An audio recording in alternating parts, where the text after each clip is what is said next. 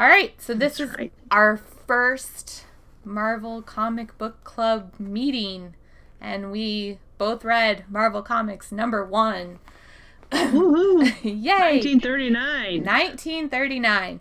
So I don't know a lot about history, but I imagine if I knew about history, that maybe some of this would make more sense to me, or be like, ah, yeah, that's why they did that. Okay.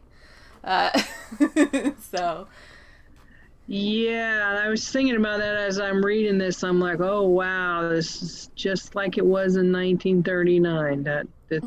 The a lot of the language and yeah, it's just the way it was in 1939. yeah. Um, it, And they it, had a lot of crime in 1939, especially in New York City. So you had the, okay, that, you yeah. know, yeah, well, the original mafia and stuff. They started in the 20s during the Prohibition era, and they were still operating in the 30s. So, yeah, That makes a lot of mafia, sense. racketeering, the whole thing. Yeah. So this is the very first Marvel comic ever published by Marvel. It has 7 individual stories. Like we said, it was in 1939. And yeah, so it has 7 individual stories, except one is just a story and not a comic. I feel like maybe they ran out of time to draw it. I don't know a lot about comics, so did they include just like, They probably just, it was somebody wrote a short story and they included it. And it was, I seem to remember short stories being in the comics in the 70s and 80s, that they would have a lot of cartoony type drawings, but then they'd have a little short story maybe in the middle. yeah, So that's not unusual, yeah. really. I think this might be the first comic I've ever read like all the way through. Like I think I've flipped through a couple before, but I've never really read a comic like front to back before. So it's interesting. Our first story is The Human Torch, which I believe. Okay, so my whole comic knowledge comes from the movies. that's all my comic knowledge, and I'm pretty sure the Human Torch is a Fantastic Four character, but it might Probably. but it might not be this Human Torch. They might have like redid it or whatever. So I figured we'd go over the summary and then, talk about it and see if we have any questions. So the Human Torch was a scientist created a replica of a human being, and then he calls him a robot, but that he spontaneously combusts when in oxygen, which is the whole thing. So he puts him in a vacuum tube. He tells his friends about him, and they're like, oh, this is bad, you should stop. And his friends are like, he said no. His friends are like, we're gonna go to the media, which seems a weird move. I don't know. So they tell the media. Well, there's one of those things is like, so in 1939 you would go to the media, you would go to the newspapers and have this printed up in the newspapers, whereas today you'd get online and you go either on Twitter or Facebook or somewhere and you make a post about it to alert everybody. So that's kind of like Twitter. Okay, yeah, I guess that makes more sense to me now. In 1939, they put out the newspapers. Yeah, everybody read the newspapers in 1939. They would pick one up. You'd have newsboys out on the sidewalk, extra, read all about it. And it's an extra edition, They put out a morning edition and an evening edition in the big towns and cities and stuff. So the newspaper is a way of letting everybody know what's going on, and everybody read it. So that was, yeah. Go ahead. The newspaper comes and they're like, this is dangerous or something, and he puts him in a metal vacuum sealed tube and then buries him in concrete.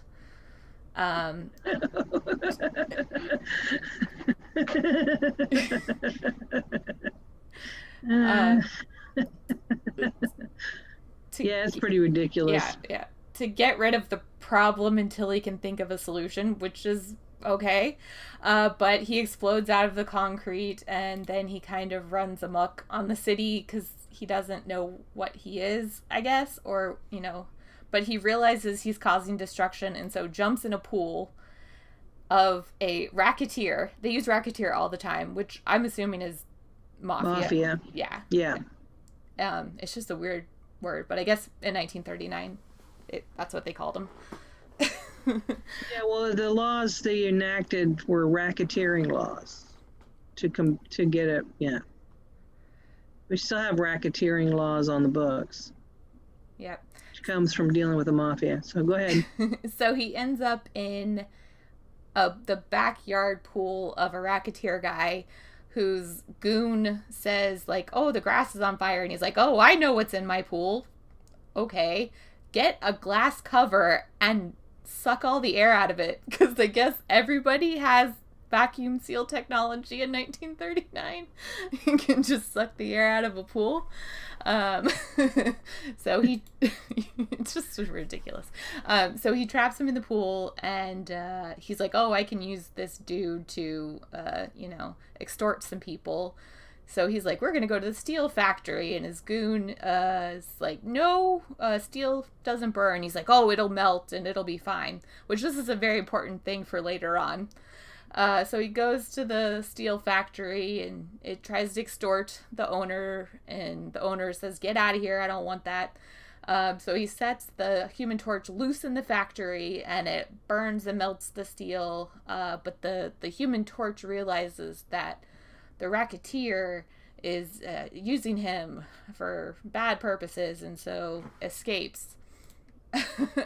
And yeah, the cops chase him down, and he's like, oh, or wait, no, I got ahead of myself. What happens right after that? After he tries to burn the factory down. Let me.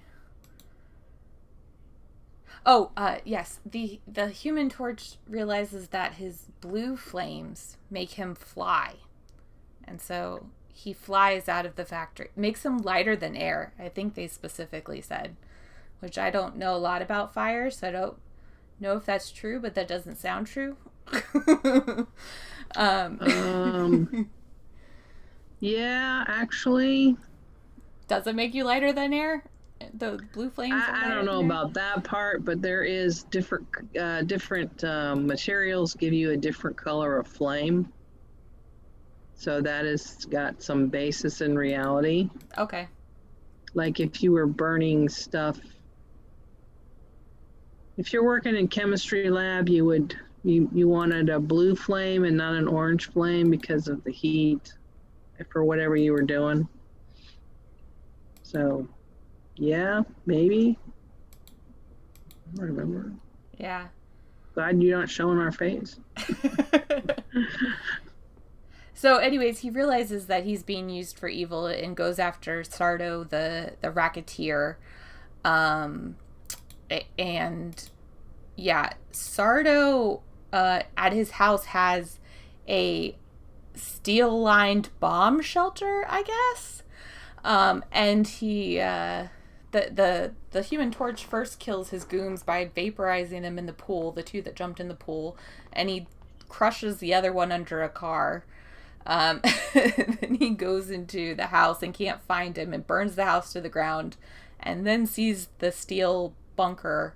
And Sardo's like, I'm safe in this steel bunker, even though earlier he's like, I'm gonna have him melt steel in a factory. Like, he's the one who said it. Whatever. I have a very big issue with that.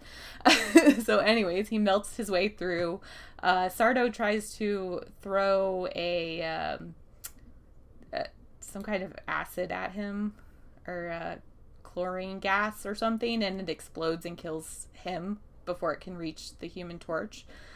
So he pretty much killed himself. He gets out, and the main scientist sees the house is on fire and comes and realizes it's his Human Torch, and he sees a metal thing of nitroglycerin, and it's like, oh, I have to rush in and get it before it explodes, because he has superpowers, I guess. I don't know. But the Human Torch sees it, grabs it, it explodes, and it puts him out, so he's not on fire all the time anymore. At which point the cops are there and try to shoot him in the head, but it melts on his head so he doesn't get shot. So he kind of realizes, so once he has control, the scientist is like, oh yes, now we can, make money off of this, and the Human Torch is like, I don't want to be used. So he escapes again, he goes off on his own. The cops, he kind of sets a little bit on fire, and the cops like try to take him out, and he's like, oh, I didn't know I was causing trouble. You guys can take me in. It's like, okay. But he's gonna get taken out of jail by the scientist guy, but he doesn't want to be used, so he, flies off. And that's the end of the story. Did I cover everything? Yeah, I think so. Yeah. Okay. So as for the characters, the Human Torch, I don't understand first why he's not human. He's human shaped, but he's a robot or a synthetic human being.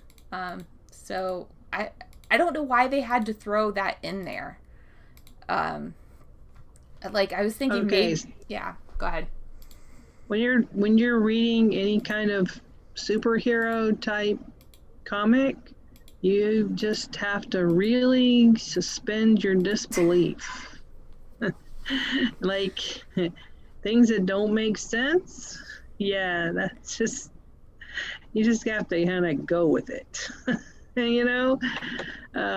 But and this was 1939, so this is the beginning.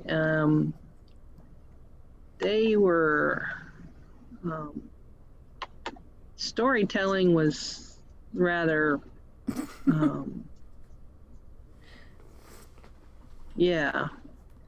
storytelling was not as good as it is now.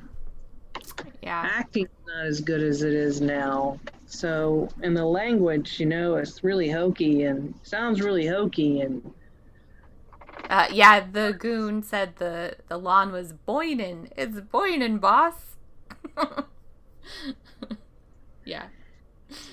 And there's lots of plot holes in there. Like, why did he make a synthetic? Well, it's a synthetic human. He said he made a synthetic human and turned him into a torch. Like, okay, well, why? Why would you do that? I don't know.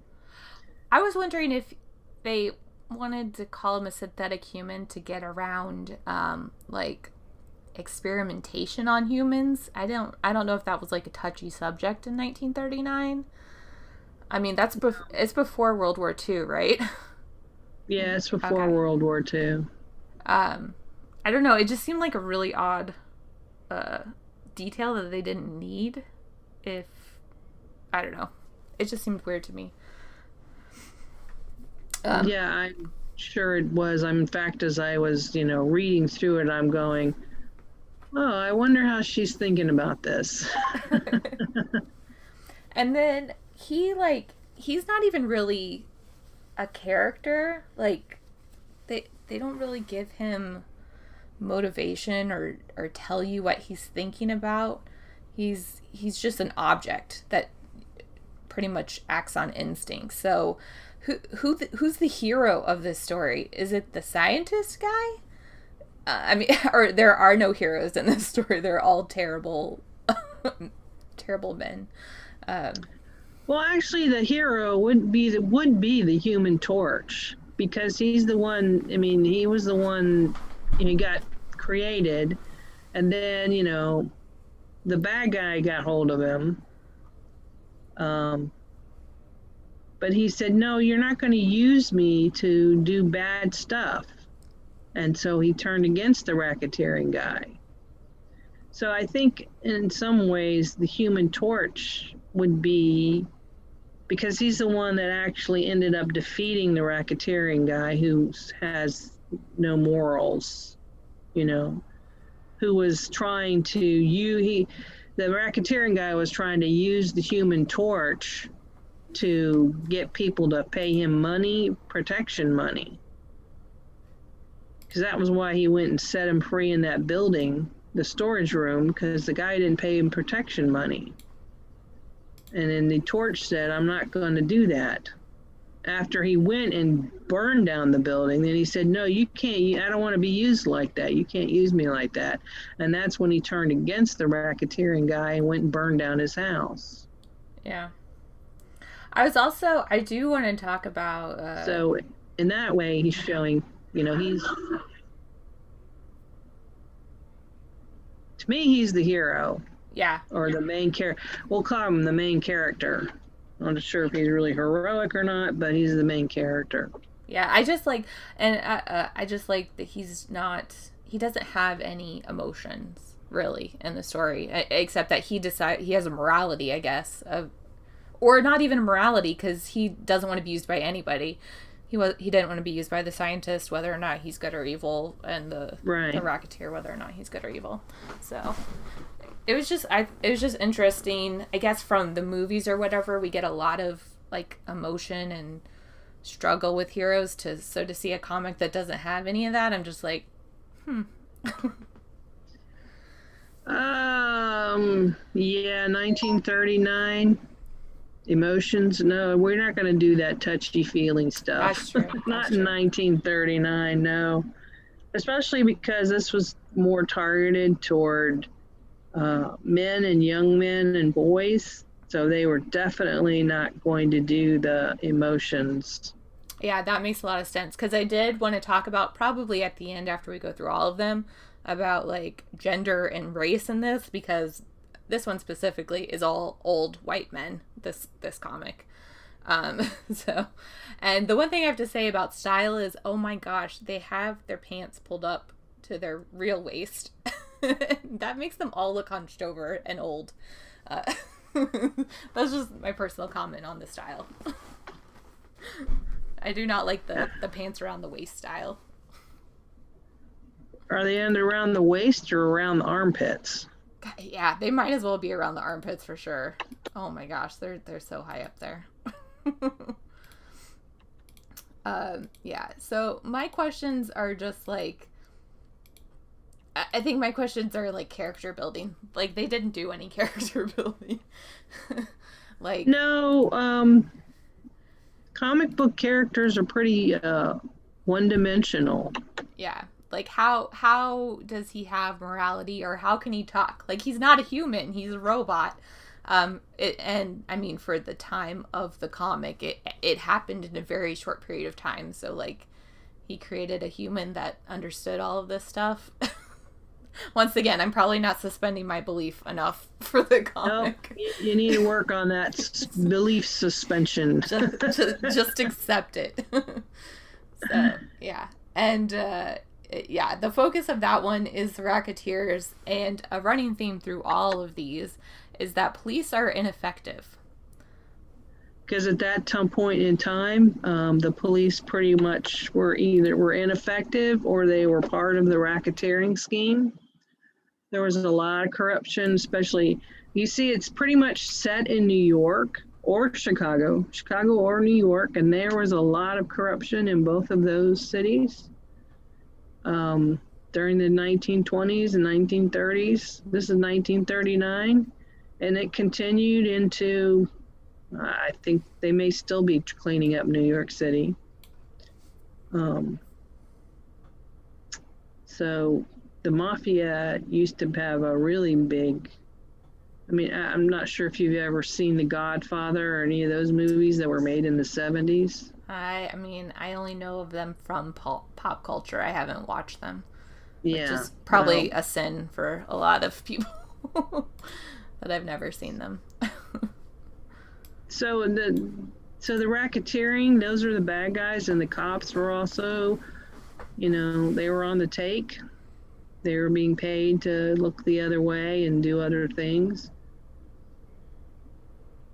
So, yeah, a lot of corruption in the police force.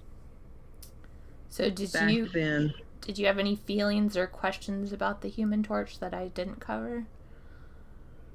What'd you think of it? No, actually, I was just kind of like reading through it, and the language was like, it would just felt very,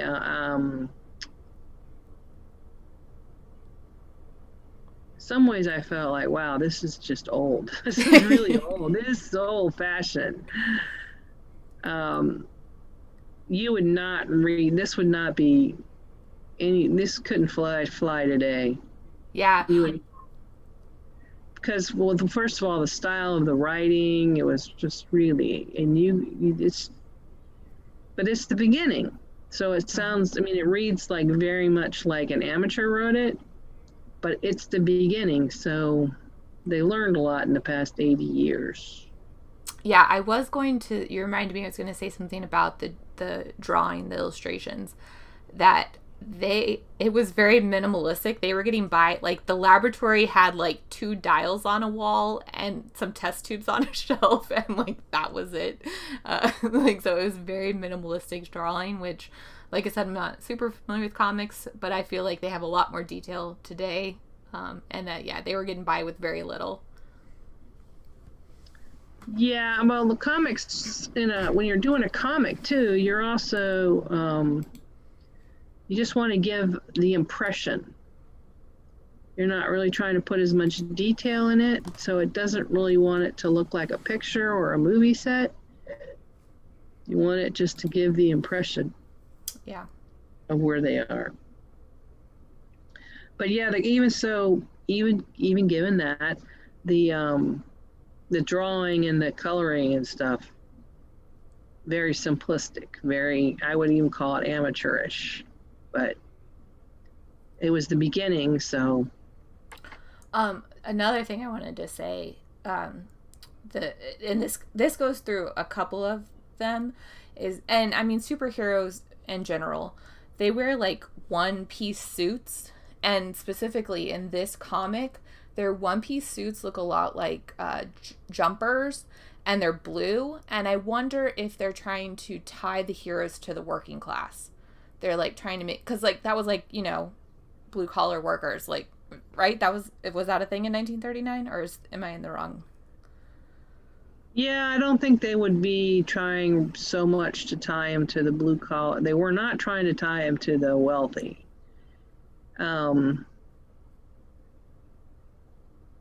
I just had that thought. I don't know if that's true, but like, I feel like it looks like it more kind of evokes the airplane pilot look. Okay.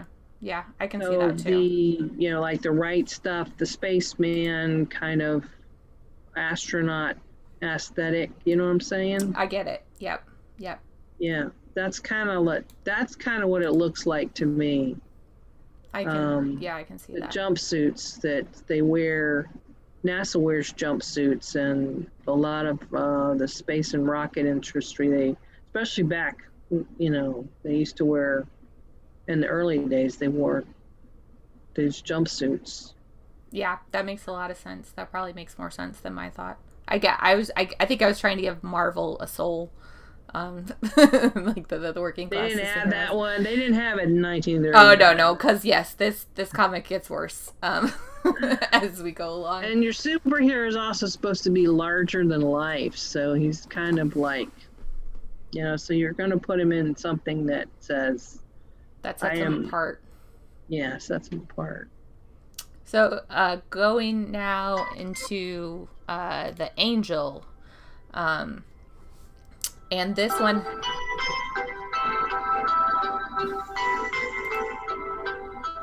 sorry.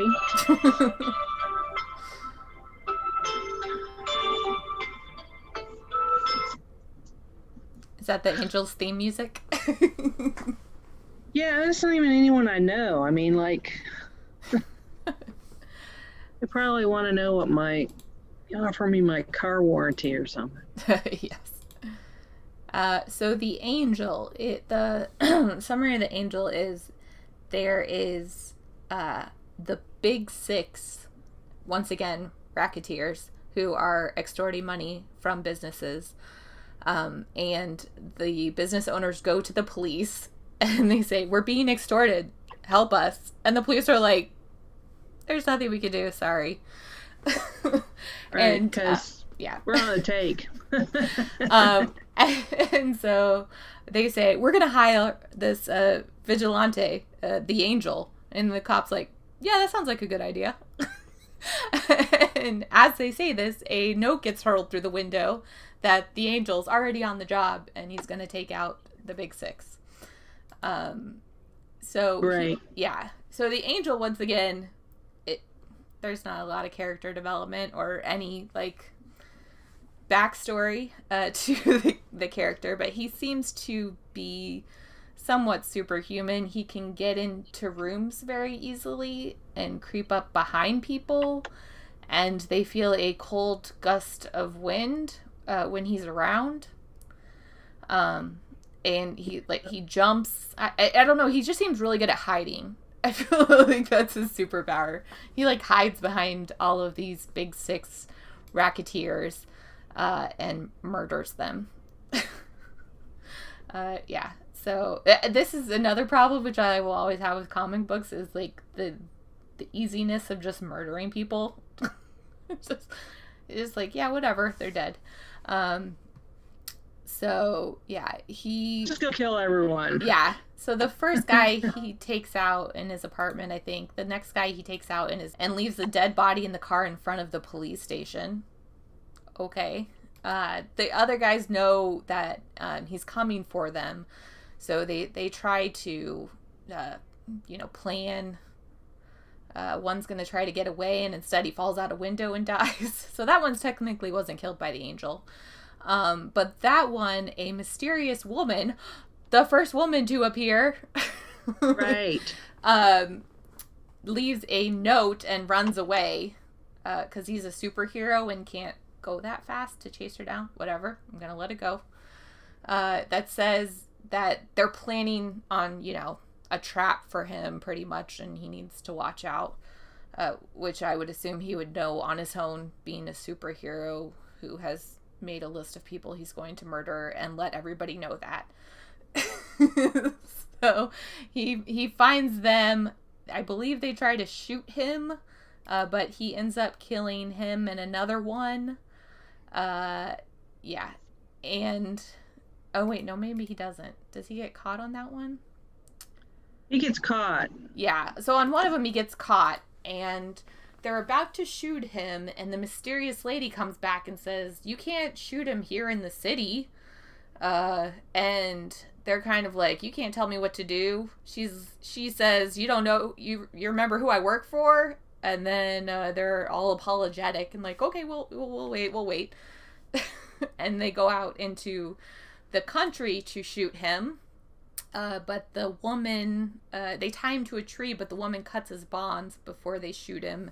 And so he's able to take them down and get them to actually kill each other, because I guess he's so fast, like he grabs one and they shoot each other.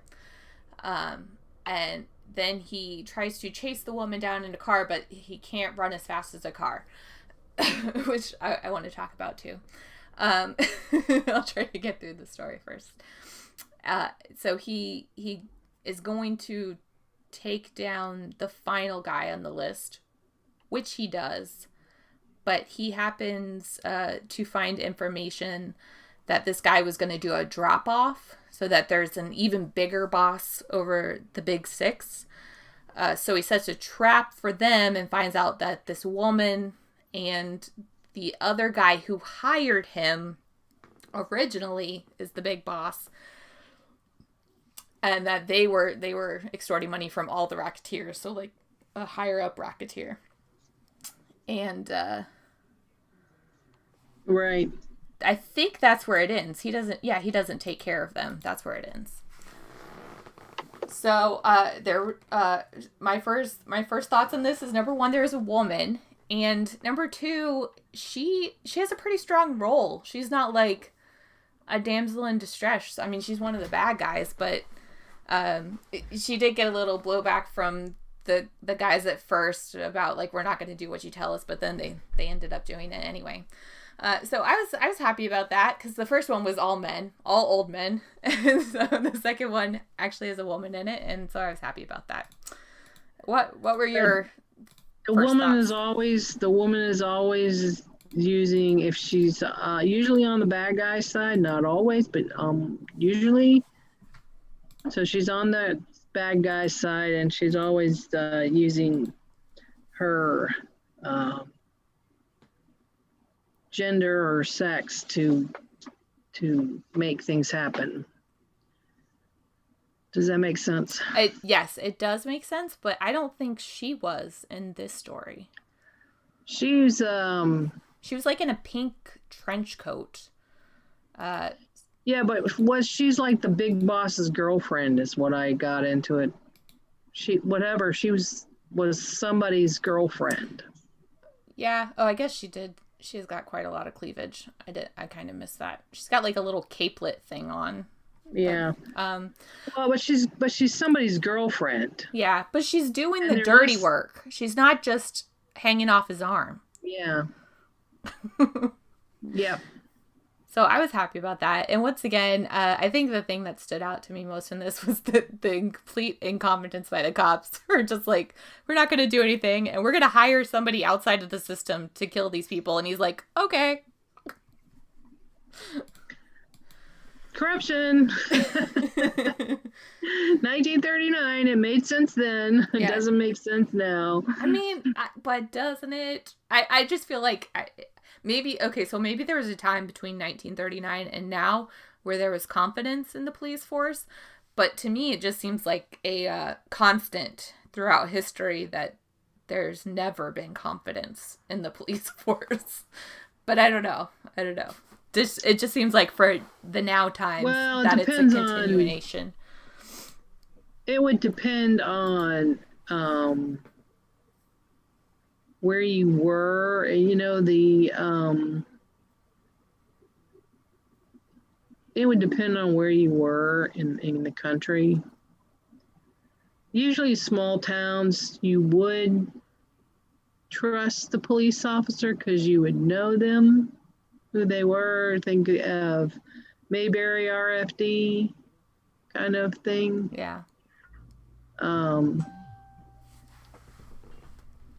There was like in the 60s and the 70s,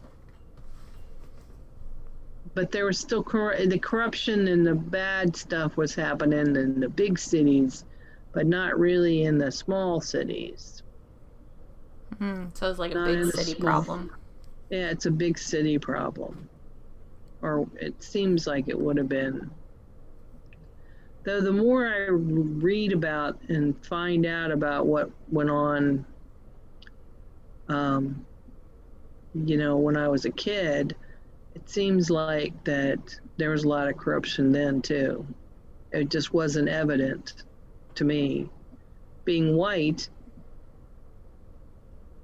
because that's a real big situation, because being white is like, if you have a problem, you can go to the police, you know? Call the police if you have a problem. That they're friendly and helpful, and officer friendly will help you. That's not true if you're not white, you know? Yeah. And it's still, even today, you know? Right. If you're white, the cops aren't going to bother you so much. Yeah, which have you started watching the Falcon and the Winter Soldier on Disney Plus? Not yet. Because they're addressing a lot of these issues, which I was listening to another podcast on this, and with the first episode, it's kind of like more like systematic racism that they were kind of addressing subtly, and they didn't know whether they were going to go into a direction where they address racism more. And they did in the second episode. So, like, it's a really interesting show to watch. Yeah, it's pretty good. I've watched the first 2 episodes. So, in this comic, or in all comics, really, I found that my problem with heroes is their powers aren't consistent. So, like, you know, they take on Thanos and kill him or whatever, and then they get the crap beat out of them by a regular, bad guy in the streets. It's not like leveled up. So like he can run fast, but not as fast as a car. So I wonder if in any other ones, if he can like, if they just decide, okay, well now he can run fast as a car for a plot point. So. Possibly, it's possibly. There's so many holes in their plots in these beginning ones. Is like you could drive a car through that plot hole. Yes. Yeah. But this is the beginning, so they're still trying to figure it all out too. You're giving them a lot of credit, Katiana. I'm going hard at them. You're going hard, yeah. But this was like 1939, and like, because I studied like a lot of writing and stuff, and it's changed. The bar was low. The bar was very low in 1939, especially when in terms of fiction writing, and in comic books was a whole new thing. If you tried to get this published today the way it is, they wouldn't. Forget it. They would just laugh you out of the office. Yeah, because there's so many holes, and there's no character, and there's a lot of problems with it. But they've evolved. Yeah. And moved. You would really need to look at, if you wanted to talk about racism and stuff like that, it's kind of hard to talk about that in 1939 because it was systemic. I mean, was, that's just the way life was in 1939. Yeah. I don't know which comic we're going to read next. We haven't decided yet. But, I mean, I feel like I'd like to see some progression. So, like, maybe something a little bit further on and, like, just see how their, like, social perceptions change with time. Because, like you said, yeah, I mean, it was systematic and, they're obviously, in the first ones, they're not including any people of color. And when they do, it's really bad in the second part. So... yeah, really bad. Yeah, we will get to that, but yeah. So I would like to see how they progress, just because I mean they're influencing a generation. I'm assuming this is directed towards a younger male population, at least in 1939. Yeah, it was for young males. Do you have any other comments or questions about the Angel? Nope. Okay. I felt like this one was a bad follow-up to the Human Torch. Like, it was the same kind of premise that it's racketeers and there's a hero, except this hero seems a lot less amazing than the Human Torch. Right. So it's just really good at killing people. Yeah. Hiding behind curtains. I think he hid behind a curtain in one of them. They're like, who's that behind the curtain? Like, that's a great hiding spot. Alright, so our next one is The Submariner. This was a weird one, I have to say. Yeah. So, the submarine. Yeah.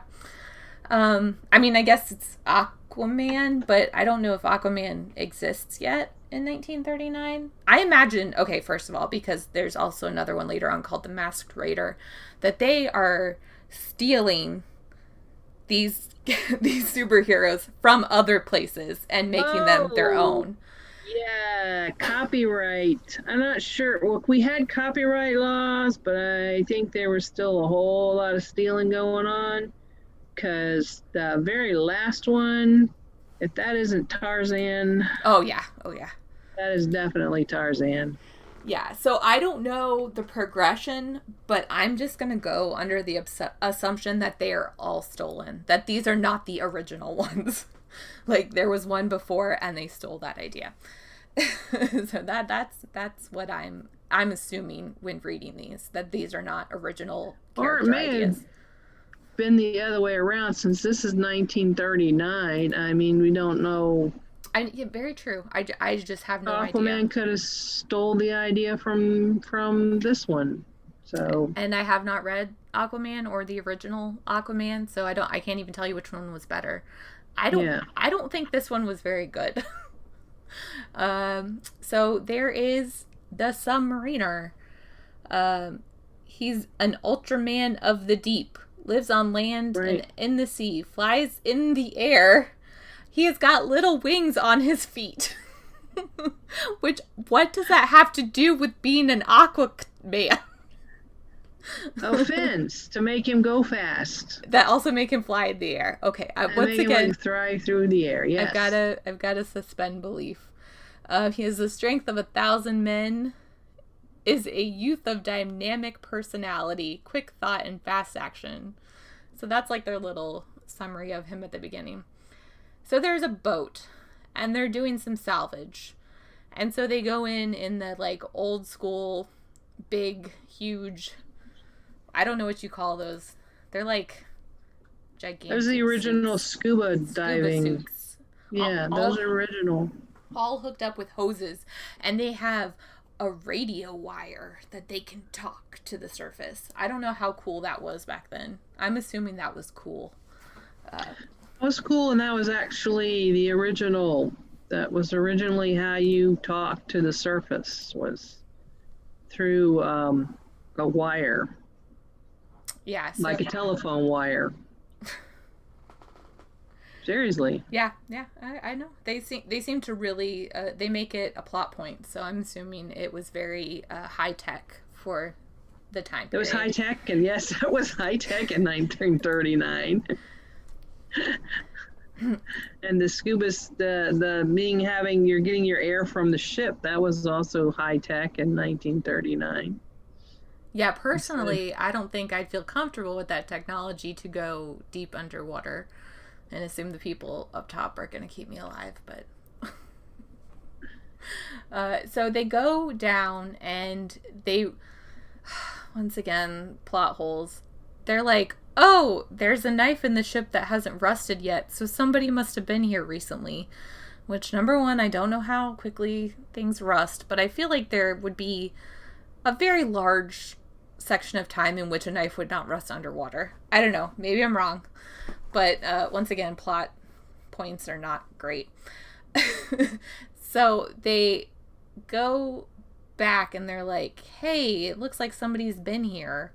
And the captain says, nobody's been here, and we've been here for 2 weeks getting ready for this, blah, blah. And they're like, okay, so we're going to go back down. They go back down, and there's a door open that wasn't open before. And... right. Yeah. Oh, no. Nothing natural could have caused a door to open underwater.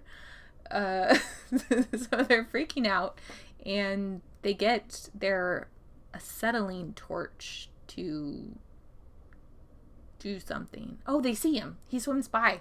They're like, there's a man underwater. And he lights his acetylene torch. I don't know, for light or because he's going to kill them. It didn't seem very aggressive to me at the time, but maybe it seemed aggressive because this is the reason our hero, the submariner, decides to cut all of their hoses to the surface. So he has just pretty much murdered them underwater. Yeah, it was like, why would you? Yeah, I remember reading that, and I'm like, geez, that seems pretty aggressive. Right. Like, what are you doing here? But he does kill him. Yeah, I was like, whoa, okay. Like, because I think specifically he said he didn't know what they were. But he saw they had an acetylene torch, but they weren't attacking him, and he's just like, I'm gonna cut all these hoses. And then he stabs one violently. This is what it says. Stabbing one violently. He drops his knife and sees the other's helmet, crushing it between his powerful hands. So he's just stabbed one and then crushes the head of the other one. For something he doesn't know what it is, and it didn't really do anything aggressively towards him. Just seems a little over dramatic. But I mean, it's a comic book, right? Right. It's like you just encountered the creature from the dark, deep sea. Right? Yeah. Like the creature from the Black Lagoon or something like that, and they just smash, halt, bring, destroy. So the crew up top realizes something's wrong when, like, the air hoses are bubbling. And and they, pull him up and see that they've been cut. So they send another guy down. Yeah, that makes sense. Yeah, that's what you always want to do. If there's some problem, unknown problem, and probably people are dead, send somebody else into the exact situation. That is the best strategy. So he goes down and sees that the dude's lines are cut and that the head's crushed on one of him. And I have to say, he probably makes the smartest move of all of the comics. He gets the fuck out of there as fast as he can. That's right. He says, I don't care about the bends. I'm getting out of here. So then he reports to the crew, and the crew are like, yeah, that sounds scary. We should probably get out of here as well. So I believe the submariner knows what a boat is. Right? Yes. Yeah, okay. I guess. Yeah, because he doesn't, later on, he doesn't know that they were humans that he killed. But he knows what a boat is, and I'm assuming he knows what humans are. But anyways, suspend belief again. He decides to tack the boat. Okay. And grabs the propeller and stops it. Oh, that's right. Yeah. Wreck the boat. Yeah, he crashes the boat on a reef, which, damage to you're like, why are you damaging your own environment? Anyways. So he crashes the boat. So I guess I can't report back that something mysterious happened below the water. And elated at this feat of his own, he takes the two things back with him that he doesn't yet know what they are, to a okay, so the submariner kind of looks like he's green underwater, and he's got pointy ears, but otherwise he looks pretty humanoid. He goes to his home, and there's this thing that's in charge that does not look human. Right. So and his mom does not look human. Yeah, his mom looks more human than I guess it's like a crustacean type guy. And so he brings them and then takes off the helmets and realizes they are Earthmen. And his mother is so happy that he killed Earthmen to start their war of revenge, which he knows nothing about. So he didn't know they were Earthmen. He didn't know that his society had a grudge against men up until this magical moment that he not accidentally. He killed two people that ended up being humans. So everyone's very happy with him, and now he's blue and not green. Still underwater. I don't know if he's changing color of what the watercolor is supposed to be around him. Like if he's I don't know, I've noticed it. Sometimes he's green and sometimes he's blue. Yeah, so like maybe he was like in deep water and he was green because it's like darker or murkier down there. I don't know. Once again, not explained at all. But his mother then proceeds to tell him why they have a war of revenge against humans, and it's because at the South Pole, where their home used to be, I guess, right. A crew of men came on an expedition, and which destroyed their home by drilling through the ice. They didn't destroy it on purpose. They didn't know they were down there, right? Yeah, right. And actually, I don't understand that part, but yeah, that wasn't real clear. They were tormented with bombardments of high explosives. I don't think they knew they were down there with their scientific investigations. I'm pretty sure they were probably just drilling in the ice and messed everything up.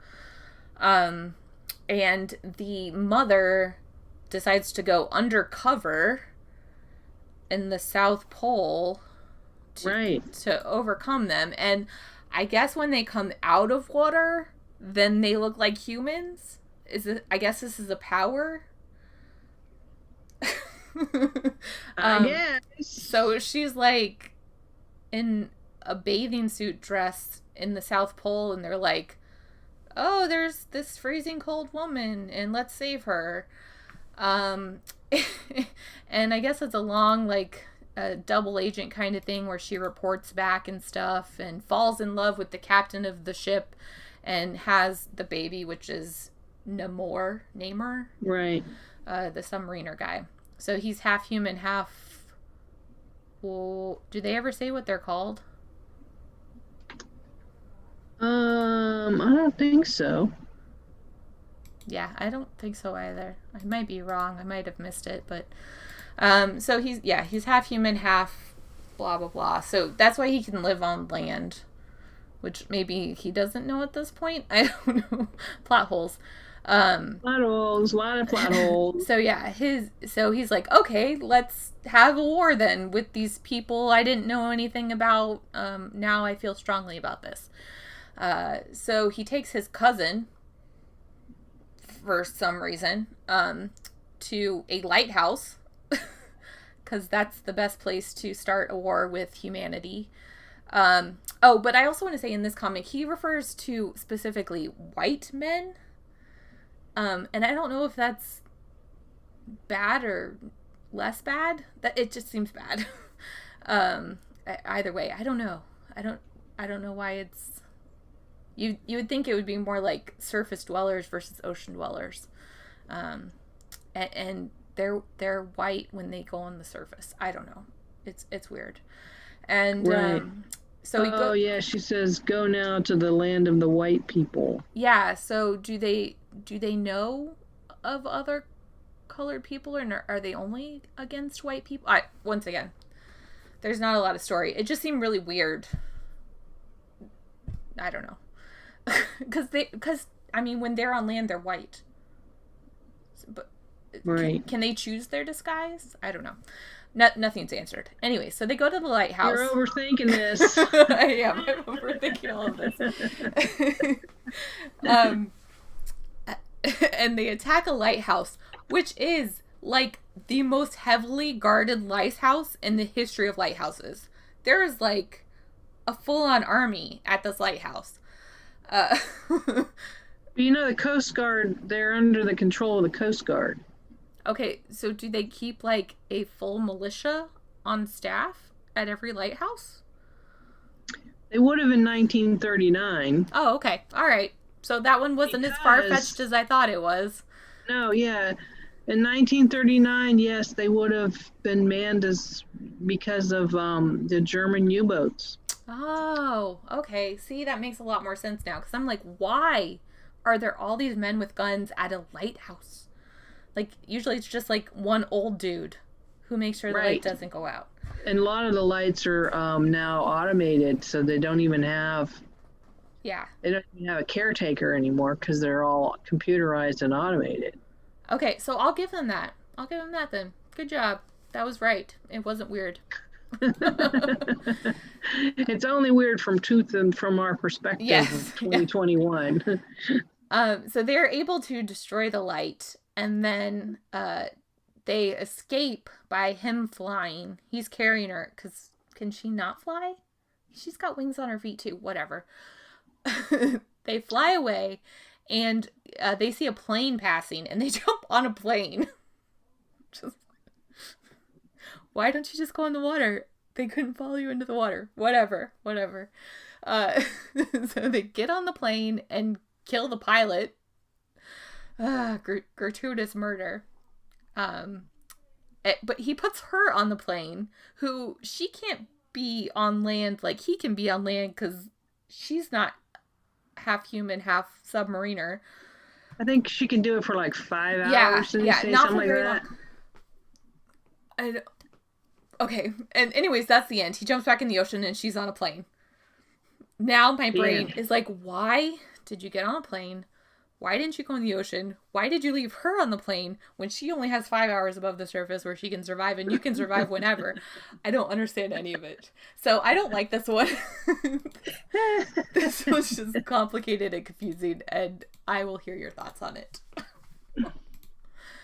Plot holes, we got them.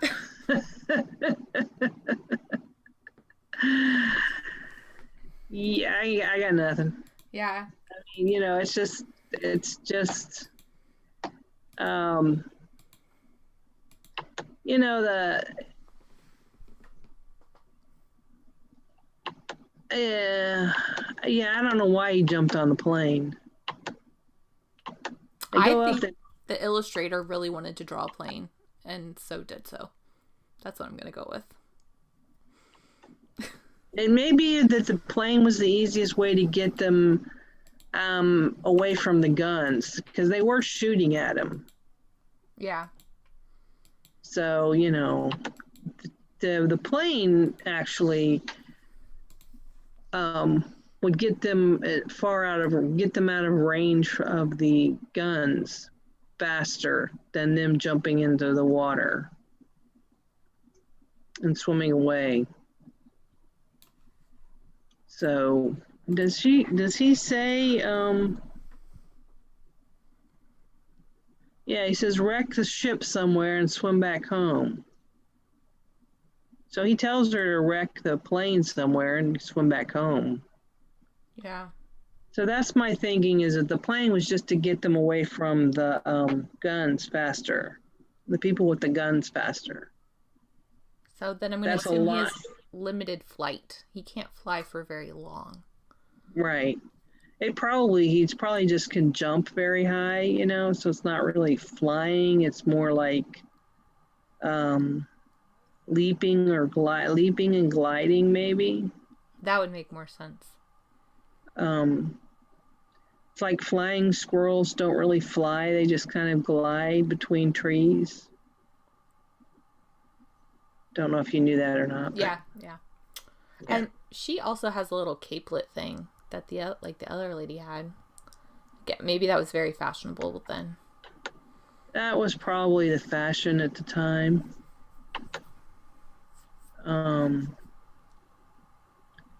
thinking that was probably 1939 fashion. Yeah, it's kind of like a bolero jacket. Yeah. So yeah, I didn't like this one. He was obviously he's not a hero. No, not from our perspective. So maybe he's like the first villain. I mean, because I don't think even from his perspective. I mean, I guess from his perspective, he thinks he's a hero, but like from the reader's perspective, I don't think he'd think he was a hero. From the human perspective, he's not a hero. You got this guy, he's coming at us and he's tearing up our stuff. And he's killing military guys. Killing military guys without explanation. So, yeah. America, we wouldn't consider him a hero. Yeah. Yeah, it was just weird. Yeah, that one was a little bit weird too, especially, and the other thing too was like, so she, his mom, was sent to use her feminine wiles on the captain and spy on him. Yep. This is like, oh God. Yeah, and it didn't sound like she did anything. Well, no, she just used her feminine wiles to, make friends with a captain, get friendly with a captain, so she can find out everything they were doing and tell her people. It was like, really? Feminine wiles. Yeah, that was like, yeah, that's old fashioned. That's really old. Yeah, and also like when she appears before the court to be sent there, she looks like she's in lingerie or something. She's got like a flowy see-through pink thing on. Possibly. Yeah. Yeah. I don't know if you've ever seen any movies from the 30s. That was the style of the lingerie back then. Yeah. Oh yeah, there we go. Yeah, that's court attire, to appear before your king in lingerie under the sea.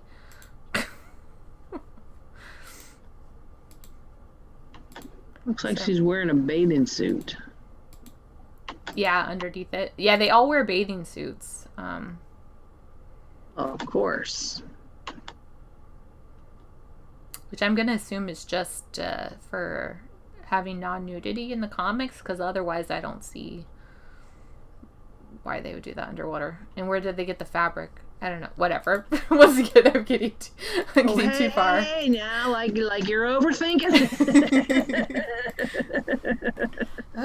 Yeah, so that one I didn't like so much. It was very strange and weird. And I feel like they were trying to rip off Aquaman and make their own, even though I don't know which came first. I mean, well, maybe the other way around. That Aquaman's to say we can do this better than they did. Well, they would be ripping off like the creature from the Black Lagoon or something. That's got to be older than Marvel, right? The creature from the Black Lagoon was made in the 30s, I think, and then I think they remade it in the 50s. So yeah, I know they shot it at Silver Springs. One of the versions they shot at Silver Springs. Tarzan from the 20s or 30s or whatever was shot at Silver Springs. The original Tarzan from way back when. Yeah. I don't know why anybody would want to be in Florida before air conditioning was widespread. Seems like a bad choice.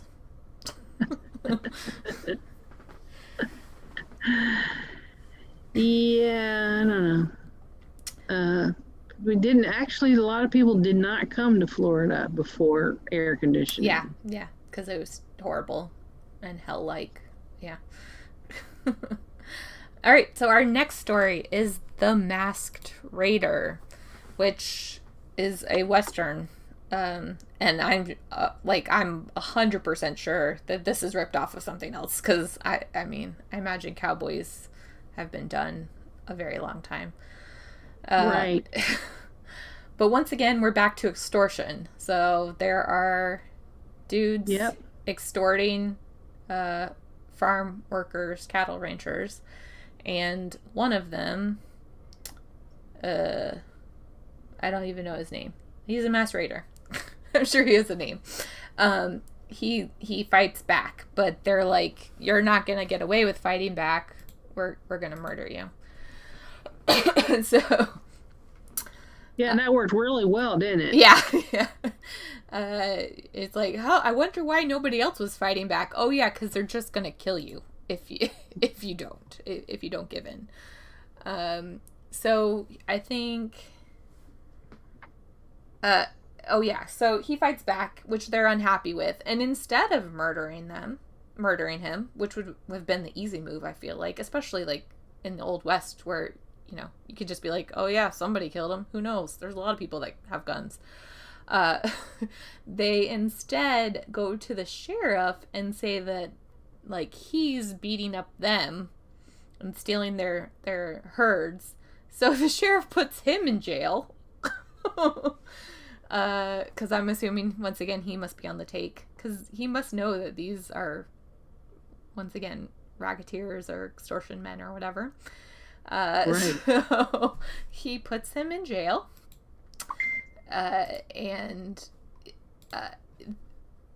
the guy's like, well, this is horrible and I hate this. So he pretends that he's going to die. He's dying. All of a sudden he's dying.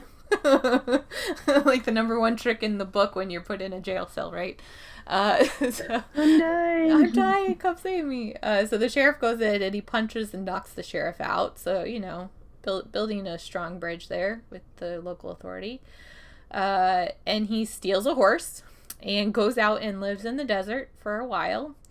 And then I guess he didn't steal a horse. Wait, oh, that's weird. Okay, so he steals a horse, but then he says, I have to get rid of you, horse, because you'll give me away. I think they messed up there. I think they meant for it to be his horse, but it wasn't. Yeah, that kind of didn't make sense. It was like he lets that horse go, and then he gets another one that's like wild. Yeah. Yeah, so now he's going to ride this wild horse. Yes. So I guess he goes back to his ranch and steals his own materials to go live in the wild. He tames a wild white stallion, of course, because he's the good guy. He's also wearing a white hat. But he trains them. But his mask is black. Yeah. The horse catches itself in a pin, a taming pin for him to tame it, whatever. And he names it Lightning. Super original. I mean, 1939. Maybe it was original. Maybe. I don't know. And then he wears a black bandana that is like the biggest bandana in the world because it's like wrapped around his face and around his neck twice to hide his identity. But he doesn't change his clothes. He's been wearing the same thing this whole time. All right.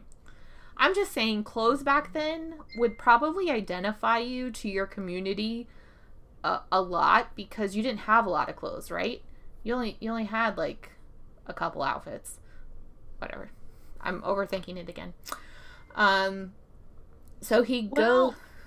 You don't think so? I don't know. You might have had more clothes than that.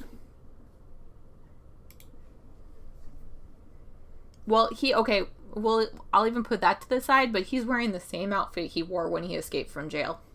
Right. So well, it's actually out in the Midwest, so it's kind of dry out there, so not as much water. So you may not have God,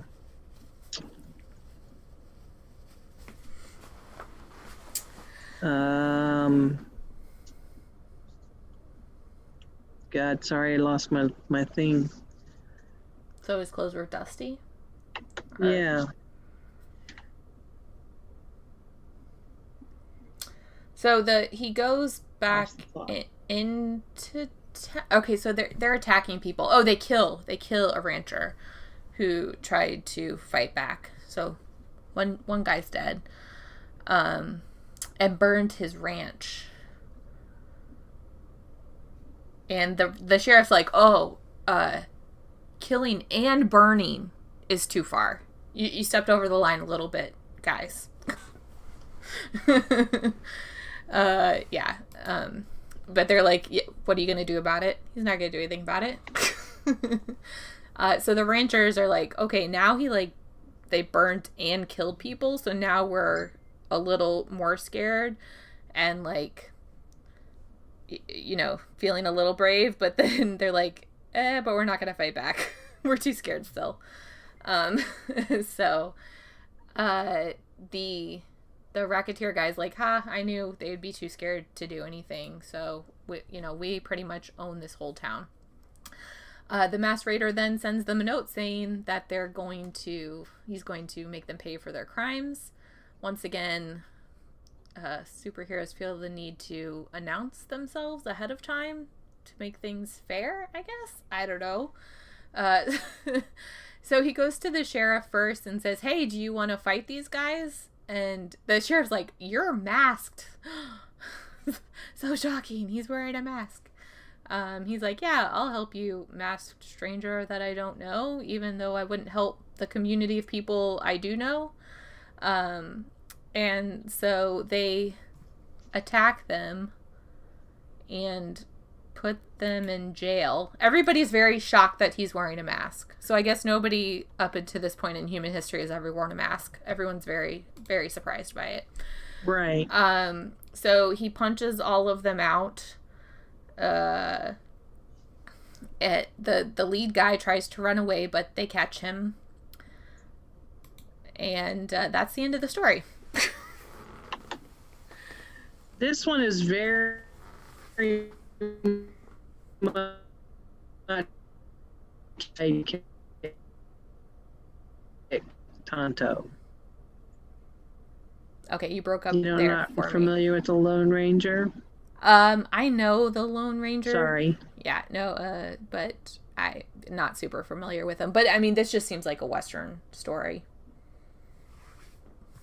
You have horses. You have guys punching each other. Well, the Lone Ranger, I was just looking at it,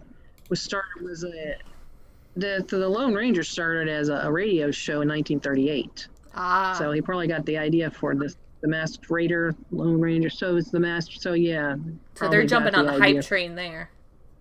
Yeah, Yeah. they did. Yeah, it started in 1938 on the radio, but that's okay. I mean, but yeah, it's just typical Lone Ranger stuff. Yeah. Typical And Western stuff. yeah, I have less of a problem with this one than the other one because it's just like, once again, it's all white guys. There's no women or anybody else in this story. And it's pretty much just I ride horses and I punch people in the face. He's not trying to be anything else. So, I mean, if you like to, look at pictures of people punching other dudes in the face, then this would appeal to you. And once again, being your own authority figure. I mean, because once again, the police force has no real power. Oh, well, there wasn't. It's called the Wild Wild West for a reason. Yeah. So, this one's okay because it is what it is. It's not trying to be anything fancy, like an underwater dude in a society. Also, he doesn't have any superpowers. Right. He just trained a horse, which I'm pretty sure everybody in the West could probably train a horse. No problem. Yeah, so it was okay. Besides all the plot holes I pointed out, but that was it. Any other comments from you on it? No, that one's just like, yeah, it's standard. Like I said, it was really, really reminded me of, as you're talking, I was thinking, oh man, this is the Lone Ranger, but it didn't have Tonto in it. Yeah, which I have to say, I'm like happy because when it was a Western story, I'm like, oh gosh, they're going to bring Native Americans into this and it's going to be very bad. But they didn't. Oh, it will be very bad. Oh, I know. We're about to get into the very bad territory. So the next story is Jungle Terror, a complete adventure story. So I guess this is standalone. We're never going back to it. Obviously, the first thing I noticed is they're in Florida. Oh, yeah, they're in Florida, and it's Jungle Terror because actually in 1939, Florida was a jungle. And we didn't have all the population. Well, actually, they were talking about another jungle, but I thought they were also talking about Florida as a jungle. They have palm trees. That's how you know it's Florida. They put palm trees in the picture. Yep. They are living... Yep. South America. Then they went down to South America, didn't they? Yeah. So they are living in a Florida plantation home of a professor, and they're talking about a diamond possessing hypnotic powers that their friend went after. They said, whatever. Obviously, they're going to have there's a lot of racial problems with this story, and the first being that they call it an Indian tribe in South America. Well, I don't know, whatever. I guess that's a... Well, because all of the native tribes in America, Central and South or whatever, are called Indians. Okay. That's probably the least offensive term they use in this story. It's still offensive. So anyways, they're like, we're gonna go fly down there and find our friend who's missing, who went after this diamond. But a figure listens outside their window of another guy from an adjoining plantation to let them know that they're gonna go after this diamond. So I guess this guy's job for the past... How long has this guy been missing? 3 months.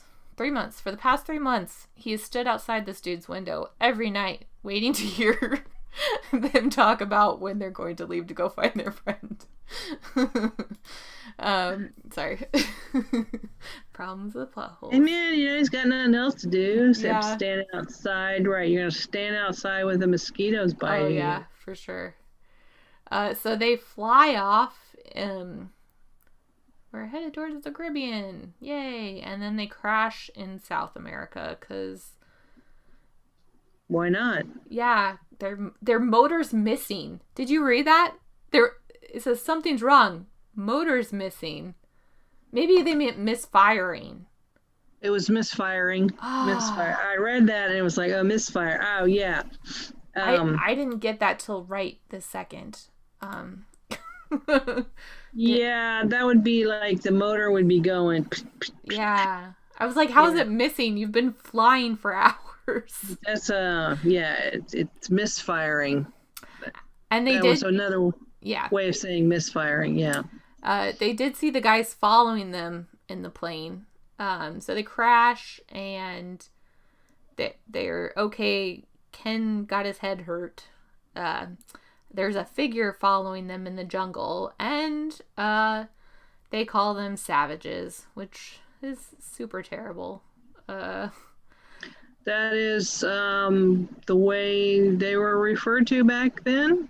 Yeah. But you know what's funny? Well, or at least, but maybe I'm seeing this from the perspective of 2021. I feel like they didn't make them dumb or like they seemed intelligent. I mean, one of them talked to them like he knows another language. So I don't know. Maybe I'm just trying to look for good things in it, but I feel like they didn't make them dumb. No, they're not stupid. Yeah, they're like savage. Yeah, they're pretty intelligent. So, but they're still calling them savages. So they get caught by them, and the other guys land successfully and try to find them. But they also get attacked by this tribe, and they shoot at them. And I think they kill one of them. But then they get shot with arrows. So, good try. So the regular two get taken to the village, where they are put into a prison hut, and they find that their friend is there too. Here's where, oh gosh, it gets a little bad. I mean, not just plot wholly bad. They're in the hut that they keep prisoners in, I guess. And they're like, oh, we came for you. And he's, you shouldn't, because they trapped me once they realized I was here for their diamond. But look, I found an opening in this corner. So there's an escape hatch in the prison hut. That is relatively obvious. So they go down into the hole. And not only is this an escape hatch, but it's the cave where they keep all of their diamonds below the prison hut. Okay. Whatever. All right. So that's a real really handy there. Yeah, super handy. So they're like, but the guy's like, don't touch the diamonds. Oh no, those are the bad guys. Okay. So the bad guys on the other side find another entrance into, I would assume this would be heavily guarded as it is their like treasure room, but whatever. They come in, they're like, hands up, we're taking these diamonds. But then the tribe shoots them, and a fight ensues. Right. And they escape out of the hole without any diamonds, I think. Oh no, maybe they got one. They got one. Yeah. there was like basins full of them in there, but they took one. But they knew the other guys didn't crash, so they went to find their planes. They find their planes. They try to get in. The tribe is after them, but they make it and they have the diamond. Now, there is one what do you call panel? There's one panel in this whole comic for this tribe, and they put devil horns on the tribe members. Did you see that? Like, it's the only panel? It's on the last page. It's the second from the bottom. All the other ones, the tribe is depicted as, you know, natives of South America, and then one panel they put devil horns on them. It's just really weird. And also offensive, but it's just weird.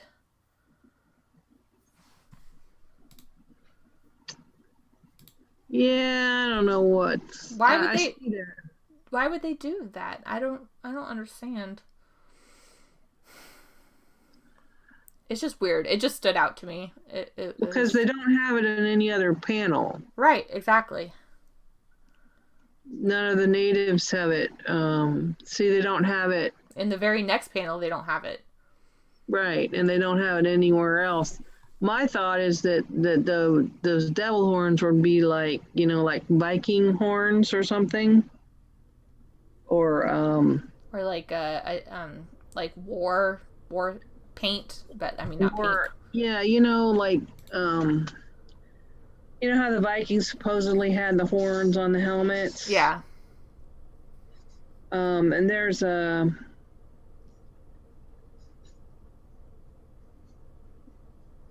they could take the bull horns and put them on a leather piece and wear it on their head Yeah. as part of their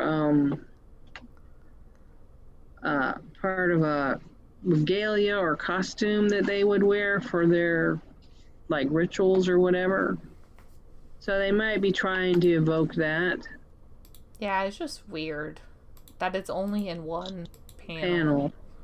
and nothing else. But yeah, I noticed it, but to me it just went. It just went like they were they're warriors. War. Yeah, I thought warrior, not trying to depict them as evil. Right. No, I didn't say think devil horns. I thought warrior kind of thing. That was my interpretation of it. So yeah, this one. I mean, I guess the one family who got the diamond is the good guys, but I mean that's pretty horrible to go to another continent and steal something that belongs to somebody else.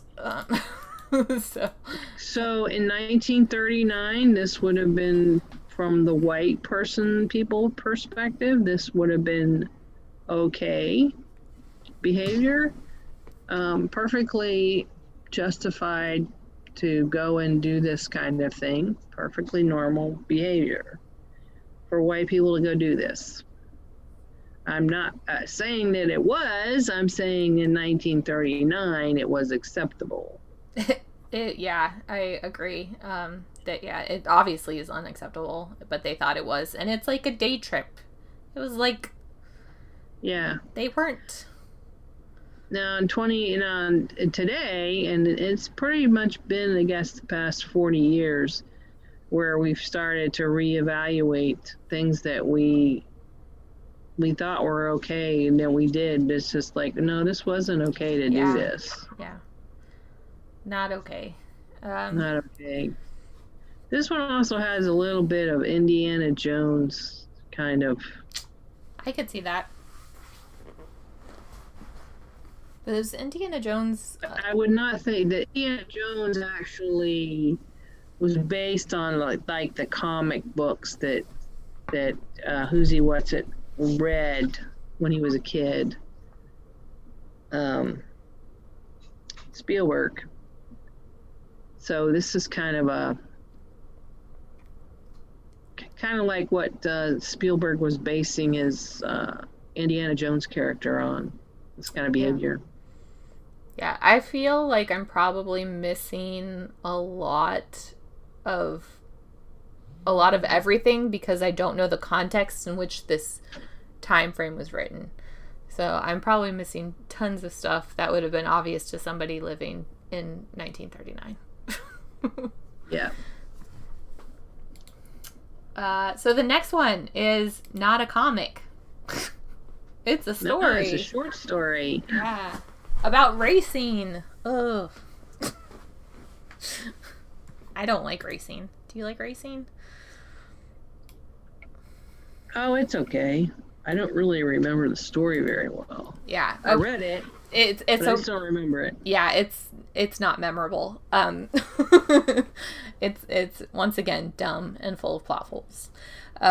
So there is a dude and his partner, who are race people that are good mechanics. And they come up with a direct fuel engine. Number one, I don't know anything about cars. Number two, even if I did know something about cars, I bet this does not make any sense at all. Um, so, Actually, yes, it does. oh, does Believe it? it or not, the plot, from what's going on there, it does make sense. Um, that whole what's going on there and that he might blow up, that makes sense. Okay, yeah, so we'll talk about that. So they design an engine that goes faster, I guess. And their only way to test it is to go into a race. And so he tells his friend, I guess they used to race together. He's like, I'm gonna just race it by myself. And he's like, okay, you're a good driver. Go ahead and do that. Then his significant other lady, Anne, after the race has already started, is like, why is he racing? He's not supposed to race. And his friend says, well, he's doing it to test this engine, and it's probably going to blow up and kill him. Right. Okay. That sounds like a bad life choice. So Anne's, of course, upset. Like, I don't want him to die.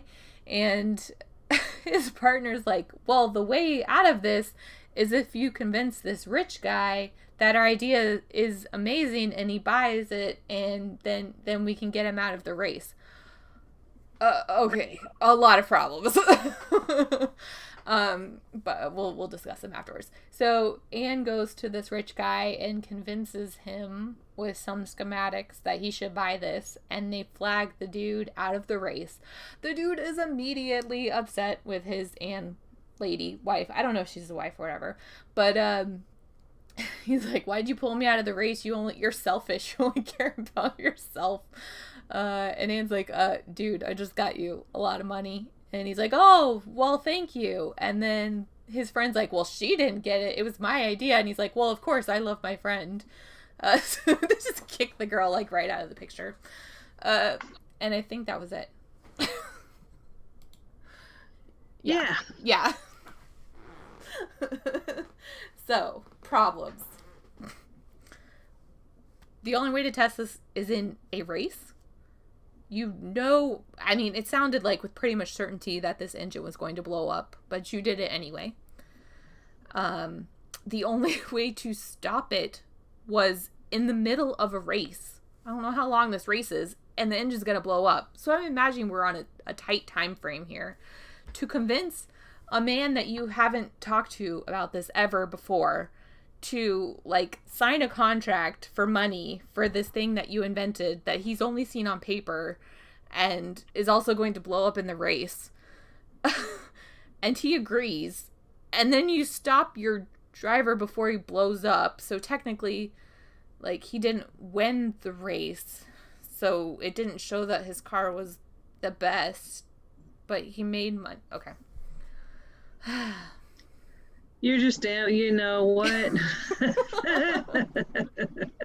I feel like it's much easier to write. I mean, you can have some plot holes, but I feel like this entire story was plot holes. What I said earlier, was that this very amateurish story, you couldn't sell this today. Nobody would buy it because it's got so many dang plot holes in it, for one. And that is true. It's got a lot of plot holes. Like, why would you do this? But on the other hand, that is the way. If you're making a modification to a car, you have to go out and test it, and you need to go test it on the track. That's what they have tracks for. So you can go out and test the modifications you made on your vehicle. You wouldn't do it in a race, like he's got him doing it in a race here, but you would take it to a track and test it out. Yeah, I didn't understand why he was in a race. Yeah, that just kind of but maybe he thought it was going to work okay, so he's going to race it test it now against other cars. Then, to see if it's actually going to go faster than the other cars. I don't know. But that it blowing up the way they described that actually makes sense because I do actually know how cars are designed or were designed. So that kind of makes sense that it would blow up like that. I mean, it kind of makes sense that it would blow up, that these guys are fiddling with an engine and don't seem to make good life choices. So that also makes sense. Well, it was the temporary mounting was going to mess up, and I remember that. Yeah. So and once again, my original thoughts on this was that they ran out of time to illustrate this. They had like some kind of story, and they're just like, throw it in there. We got a deadline. Just chucked it in there. No, actually, if you've never picked up an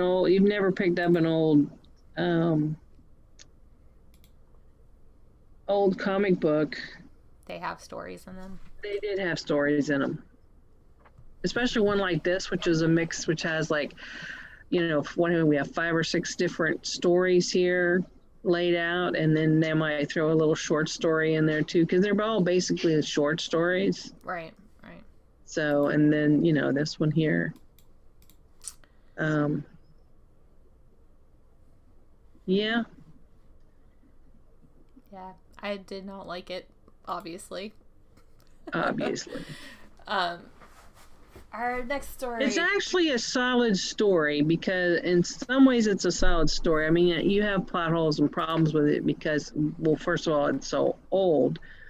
But, I mean, otherwise it is a really good story solidly because you have this situation is set up for tension.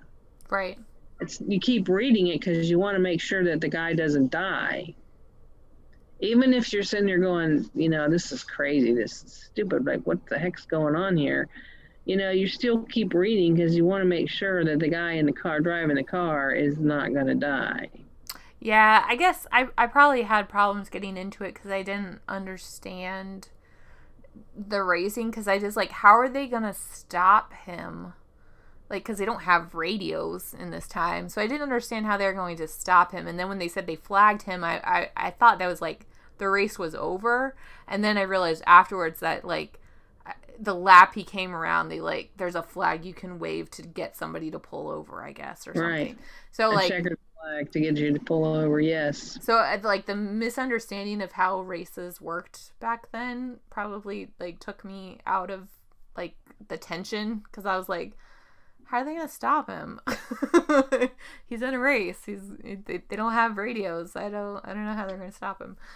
I figured he was just gonna explode. Yeah. Yeah. I can see how that would be a problem. We're on our last one.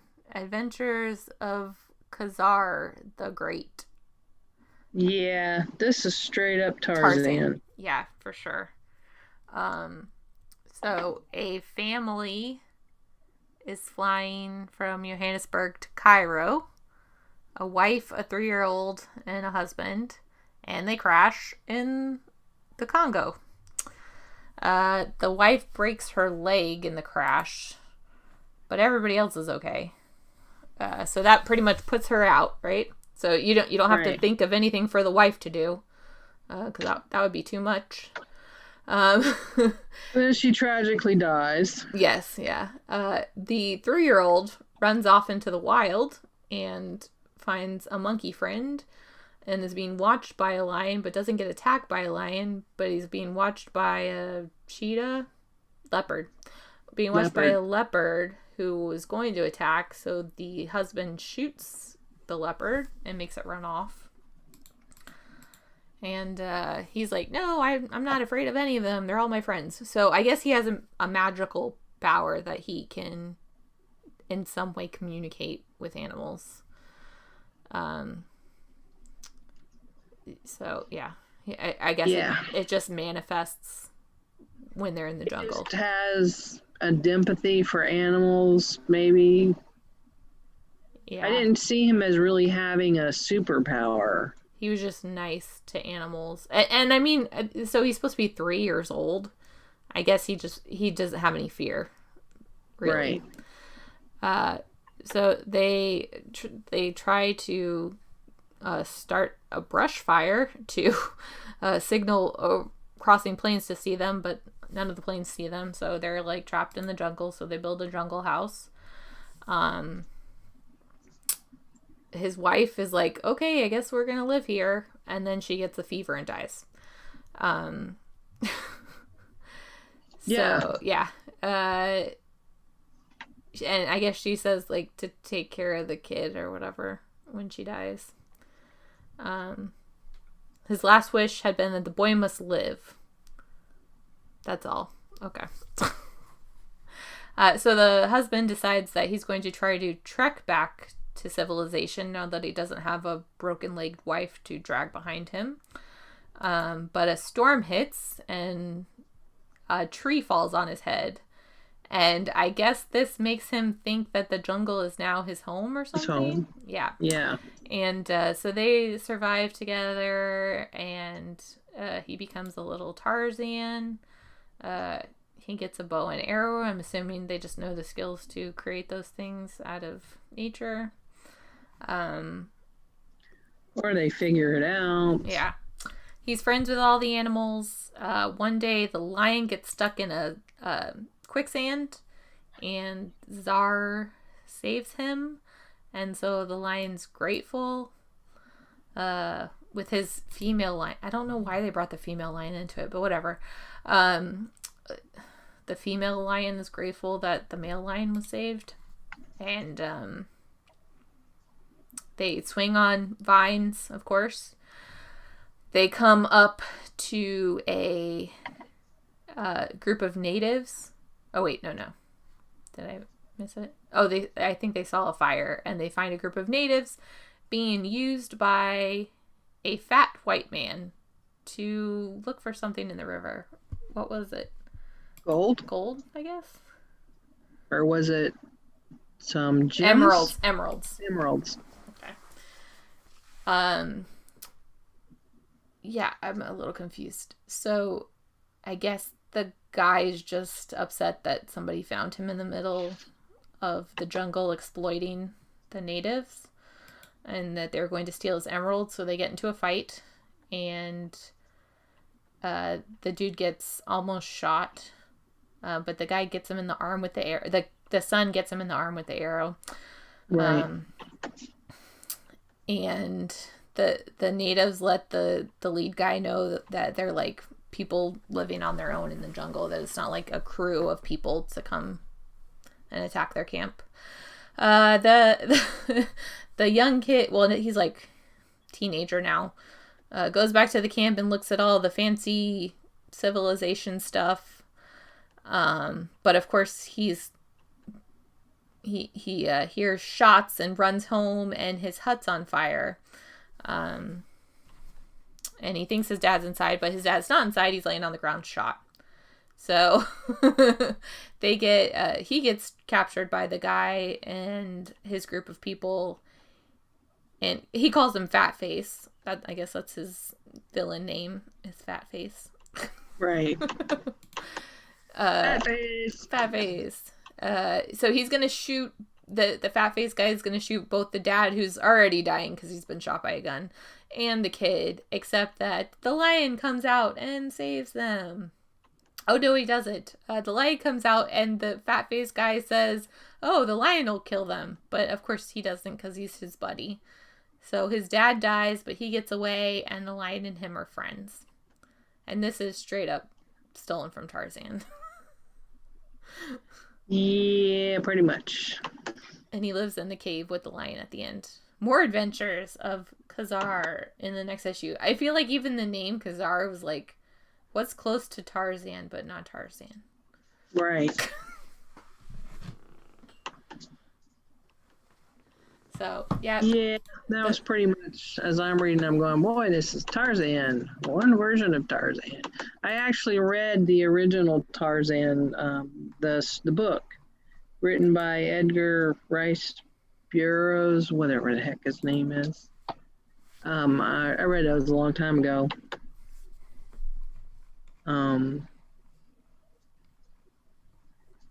So it was like really, yeah, Edgar Rice Burroughs. So I was really just, when I was reading this, when I was like, yeah, this is just like Tarzan. So since you've read Tarzan, is this like a crappy knockoff copy of Tarzan, or is this like relatively like how Tarzan That's a stories move knockoff. along? That's a crappy knockoff. The original was written in like what 1912 or whatever, and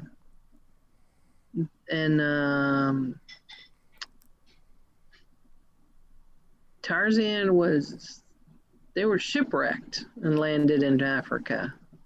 That's how his parents landed in Africa. I think his parents died, and then he was raised by the Gorillas by the gorillas or something like that. Yeah. So And then he gets, they go, and then they find him when he's like older, and they take him back to England. So it's pretty. And he did not adapt well to the going back to England. So he ended up going back to Africa and living in Africa. And I read that a long time ago, those books. So, yeah, this is pretty much a crappy adaptation. I mean, you say his dad taught him how to read and write, so I assume that will come into play in some future issue of the stories. Yeah. I think this one is just to appeal to like the exotic jungle and all the animals that are in it, kind of thing. And killing off the parents, that's, the way to go. Standard, that's textbook. Kill parents off. Kill the parents. Get them out of the way. Make you an orphan. So yeah, it was okay. Nice first try, Marvel. Throw your hat in the ring of Marvel Comics. What I would really like to know, because I read the Wikipedia, was that they originally printed 80,000 copies and sold out. And so they reprinted it and sold 800,000 copies for this first comic. What in this comic made people like, oh my god, I gotta get this thing?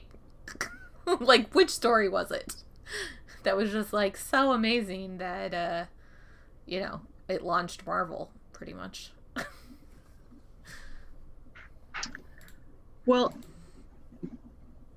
it's hard to see. You're going to question that, because from where we are right now, 2021, and it's like 82 years later.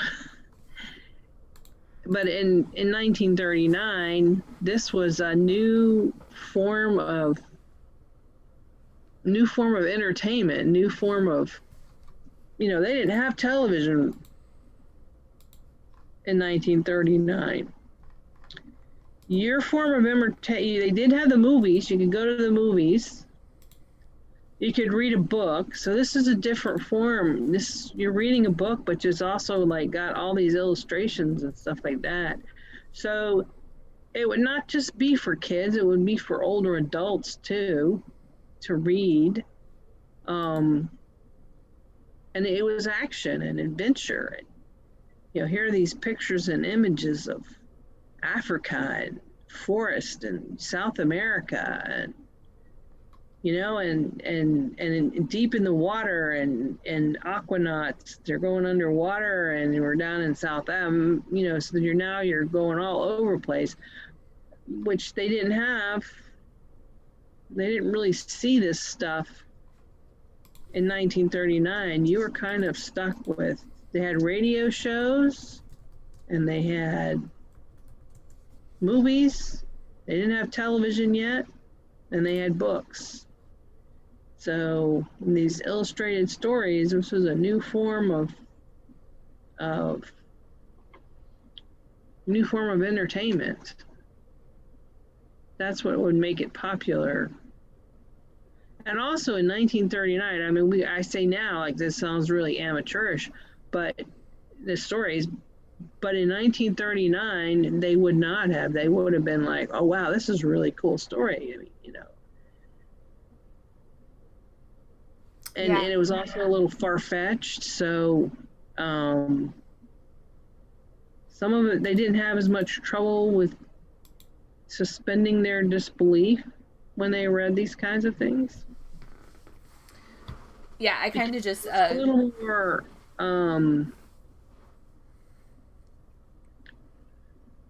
little more science fiction-y, magical kind of thing going on at that time. He had the War of the Worlds. That was a radio play that they put on, and people believed it.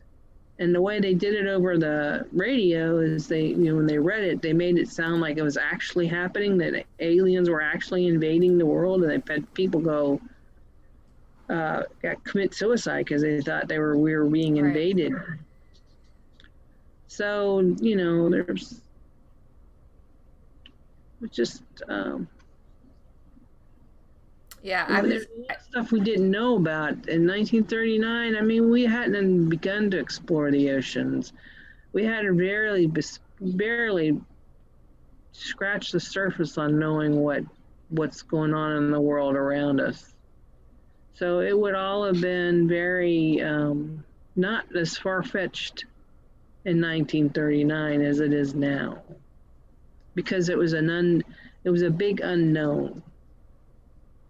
You know what I'm saying?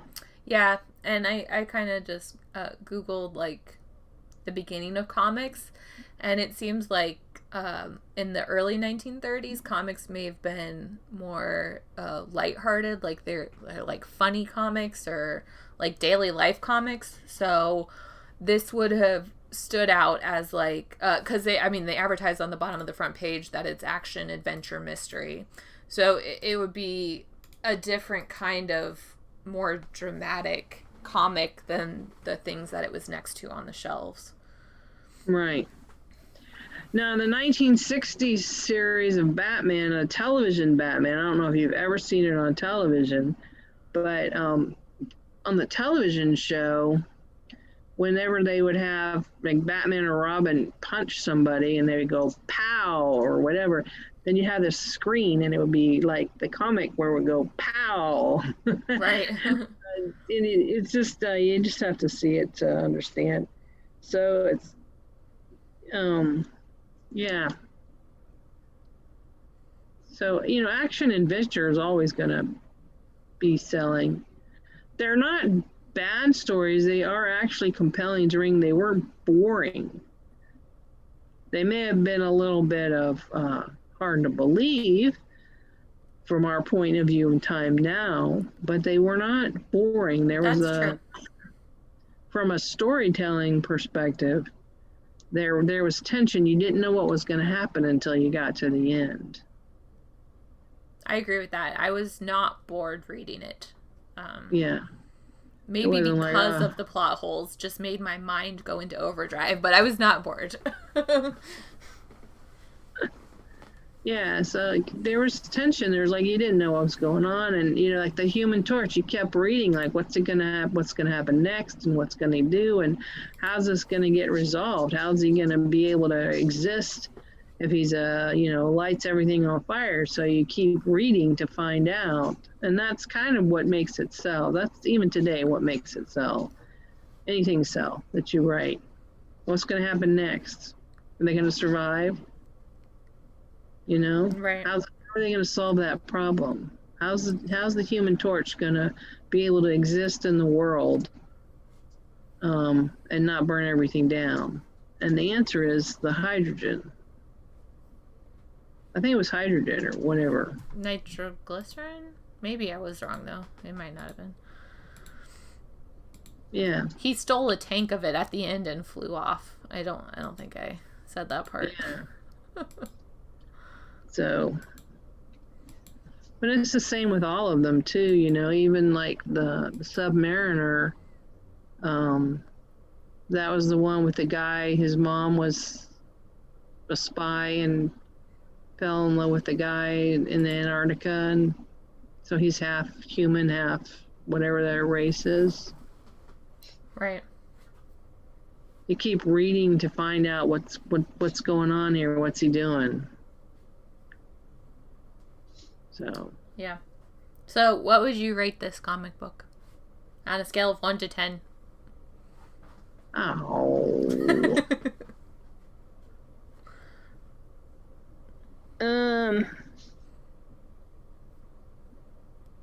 That's a trick question. Because you can't if you're looking at it from 2021, it's like you're gonna just it's hard to read because. Well, I'll tell you what I would rate it in context of like this was the first ever comic that launched Marvel Comics. I'd give it a 5. I mean, like you said, it wasn't boring. It wasn't good, so it's definitely not above a 5.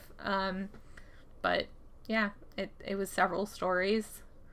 Yeah, I would say a 5. Having never read any other comic book either. So that may change after. Yeah, well, from this perspective, not from 2021, I would have rated it 2 or 3. Right. In terms of the quality, but considering that it was the first one, it was really well done. And you said it, 800,000 copies it sold. Yeah. So I mean, it's got some of the good elements there, and they improved dramatically from that point on. So. Yeah. Well, they probably had a lot of money to like hire better writers after that. Yeah, and learning how to. There's actually when you're writing a comic book, there's a person who writes the story or the dialogue, and there's a person who draws the story, draws each panel, and then there's a person that comes in and they color each panel.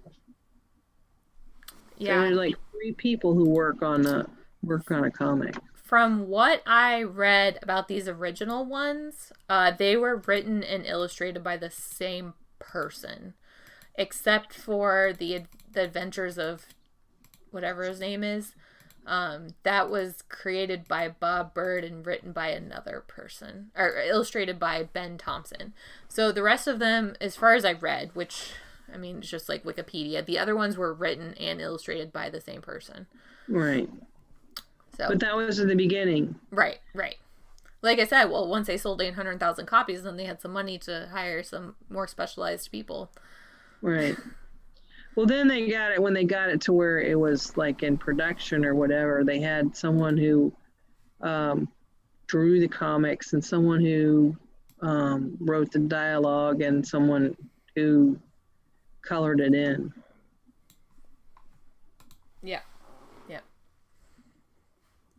And now they probably do it all by computer.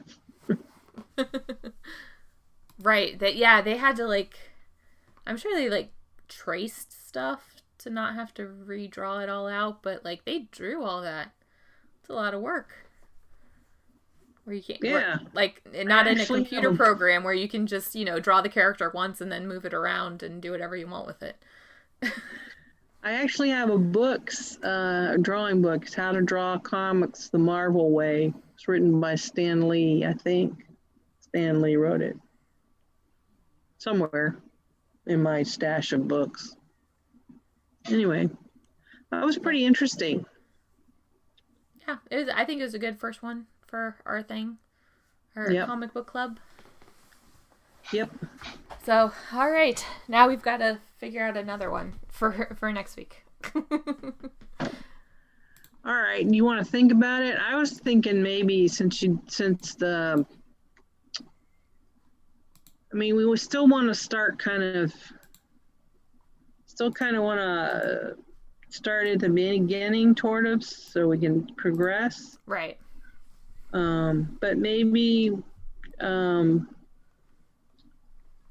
not sure when the heyday of the Marvel Comics was. Maybe going into the 60s and starting in there somewhere, maybe? I don't know.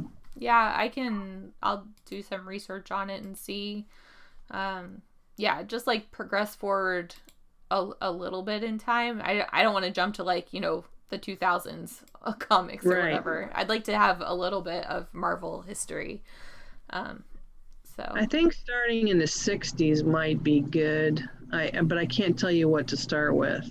yeah, I'll look it up and see like when their next like big you know, monumental comic was. Like what was the next big thing for them that, you know, they took off even further. Right. So maybe read that.